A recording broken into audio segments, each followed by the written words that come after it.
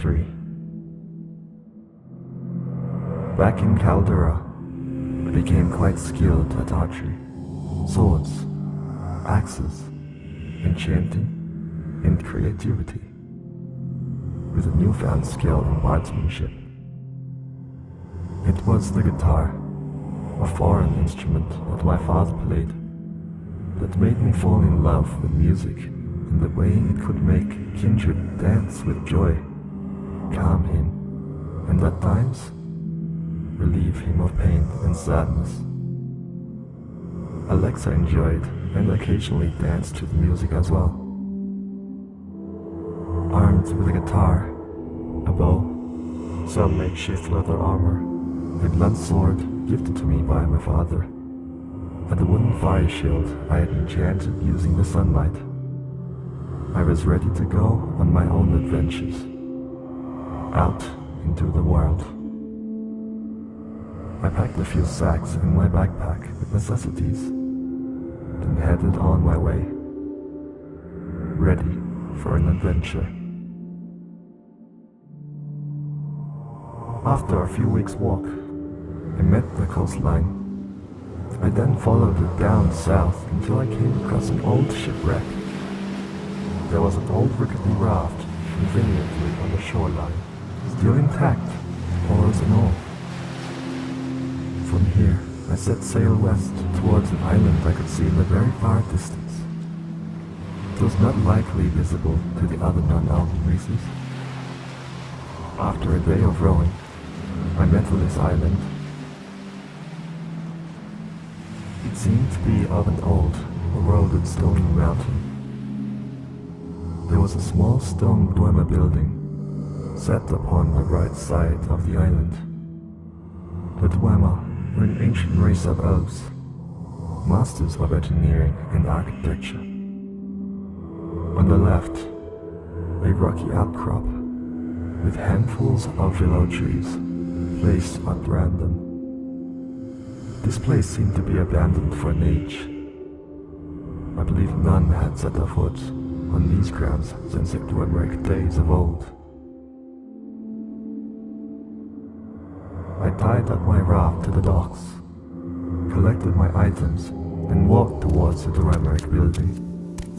It was of simple design, shaped in a circle of pillars, enclosed with sandstone walls and roof. There was no door. I walked into the doorway. In the middle of the room, I could see a faded red and blue circular rug. On the left and right sides were reading stands. One red book on the right stand, a blue one on the left. There was also a maple bookshelf, filled with old books directly in front of the back wall. I head towards the blue book and open it. Written on the first page was a name, Gileno. I assumed it was the title of the book. I turned the page. Inside, on the right side of the page, was a realistic drawing of a courtyard. I flipped the page. Another drawing on the right side. It seemed to be continuing on from the last drawing. I kept flipping through the pages. The drawings started to look like a moving scene. The courtyard had adventurers walking around, talking and trading. They wore colorful clothing and armor I had not seen before. As I flipped through, faster and faster, the drawings moved more and more realistically. I started to levitate. All of a sudden, I heard the crack of thunder, and then instantly appeared in the courtyard of which I was viewing. On the ground was the blue book. I picked it up and stashed it away in my backpack. I later learned that the books could be used to open portals between the two realms. Each book in the old Dwemer building was another realm I could travel into. The first page of every book bear the name of the realm you are entering. The blue book I was in took me to a realm known as Gielinor. If I wanted to travel back, I would simply open the blue book in my backpack, and it would take me back to my home, Morrowind, in the realm of Ardenfell. The next few years following, I had many adventures in the realm of Gielinor, but that is another story. Back in Caldera, my sister became quite skilled at the arts of singing and left home to live in Balmora. Time had passed. Alexa and I were 14. I was quite the adventurer, gaining new skills and attempting to master others. I made my coin collecting feathers on a farm. The farm was located on the outskirts of a castle called Lumbridge. I would sell these feathers to fletchers at 15 copper per feather, a very good amount of coin. I used that coin for items, armor, and weapons. Eventually, I saved up for a full suit of steel plate armor. As years passed, I constantly traveled back and forth to the island I had known as Myst.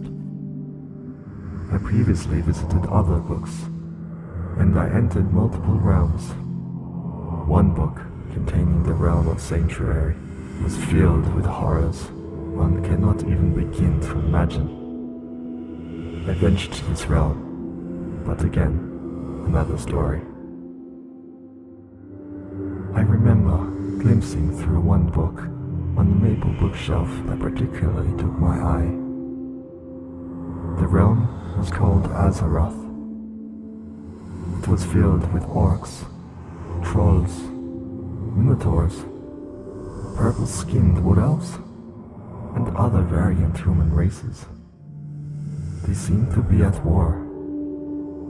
One side bearing a blue and yellow banner with a yellow lion's head sigil. The other, black and red with a tribal sigil of sorts. I knew as soon as I flipped the pages, I would be thrown into the heat of this war. I felt ready at the time. Snap, crackle, pop. The sound of lightning teleporting me. As soon as I appeared in Azeroth, the drums of war thundered once again. They echoed. The ground trembled. I looked around and saw a red and black banner nearby. Under it were trolls slaughtering humans and elves alike. I tried to aid those still remaining under the blue and yellow banner. A human hunter fought valiantly beside myself and blocked a cleave from the orcish axe that would have taken my head clean off. The orcs seemed immensely strong, and the minotaurs even stronger. Both were brutal. We had no choice but to flee. Us survivors eventually got far enough to settle our pace to a slow walk. I introduced myself to the human hunter that had saved me. With a very friendly smile, he introduced himself as Erebus. He then informed me that I fought for the Alliance, and that the black and red banner were known as the Horde. They were attempting to kill off all the recruits in Drain, so that they would one day not become soldiers. Hardly fair, but such is the ways of war. Onwards we walked to the Alliance capital known as Stormwind. From that day on, the hunter who had saved me became one of my closest friends and ally. I joined the war against the Horde to improve my skills and to protect nature and her animals that I love. I found that my abilities with the bow had become very useful in the battles Erebus and I had fought. I dedicated myself to the mastery of the bow, a gorgeous instrument of war. I named my bow Melody.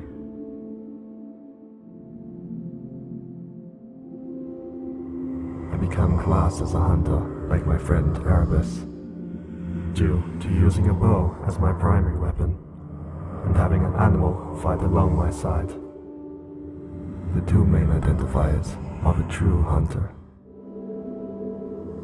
I was quite renowned for my ability to fight battles and duels, taking down my foes with but a few shots.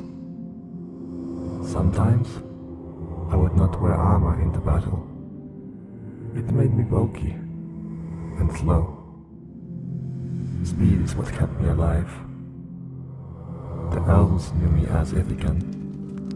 To everyone else, Archer.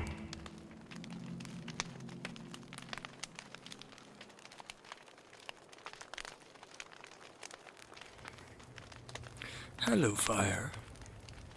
Fire, fire. Fire, fire.